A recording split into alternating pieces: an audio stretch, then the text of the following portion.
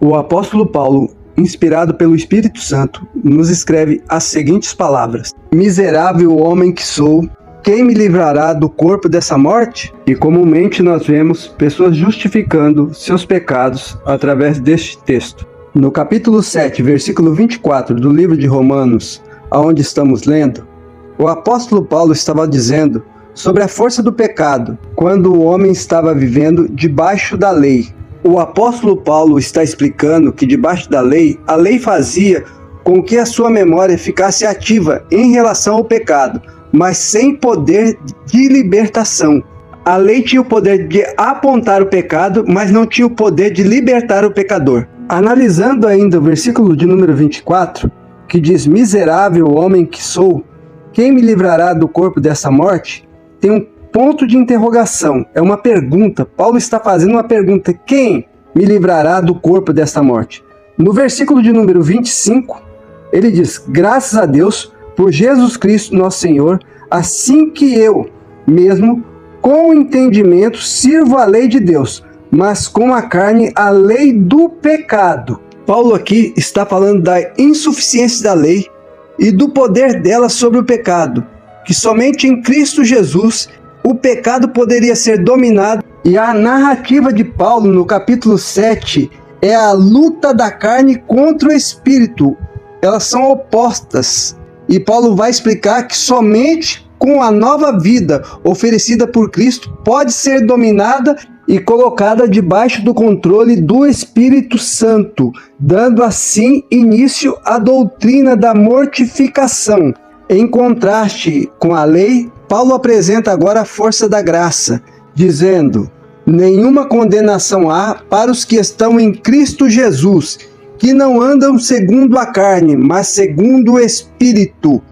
Porque a lei do Espírito de vida em Cristo Jesus me livrou da lei do pecado e da morte.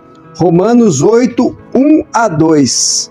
Ele ainda continua, do capítulo 8, versículo de número 3, porquanto o que era impossível à lei, visto como estava enferma pela carne, Deus enviando o seu Filho em semelhança de carne do pecado, pelo pecado condenou o pecado na carne. Veja só mais uma resposta maravilhosa para os que vivem debaixo da graça. Tem o domínio sobre o pecado, para que a justiça da lei se cumprisse em nós, que não andamos segundo a carne, mas segundo o Espírito.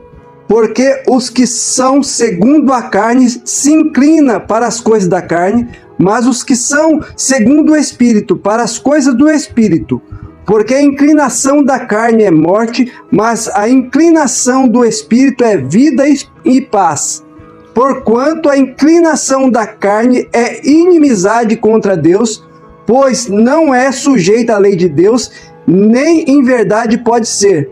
Portanto, os que estão na carne não podem agradar a Deus. Por isso o apóstolo Paulo, no capítulo 7, usando o capítulo 8, ele desmistifica o capítulo 7 todinho, ensinando que é possível em Cristo viver uma vida santa, pura, que agrada a Deus, fazendo assim com que o pecado fique debaixo da graça, sendo mortificado pela ação do Espírito Santo no cristão. O poder do Espírito Santo nos fará vitoriosos sobre o pecado.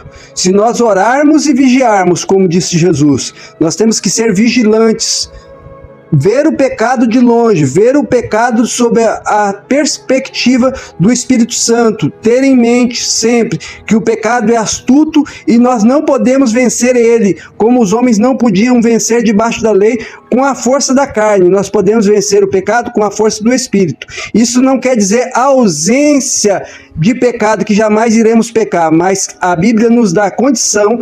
É uma maravilha do tempo da graça, que podemos viver debaixo do poder do Espírito, subjugando o pecado. Diz assim o capítulo 6, versículo 14 do livro de Romanos: Porque o pecado não terá domínio sobre vós, pois não estáis debaixo da lei, mas debaixo da graça. Debaixo da graça nós temos o poder do Espírito Santo para ter domínio sobre o pecado, dominar o pecado. Não é extinguir o pecado, é dominar, ter domínio, ter controle de viver uma vida santa sobre a qual agrada a Deus e o pecado não domine a nossa vida.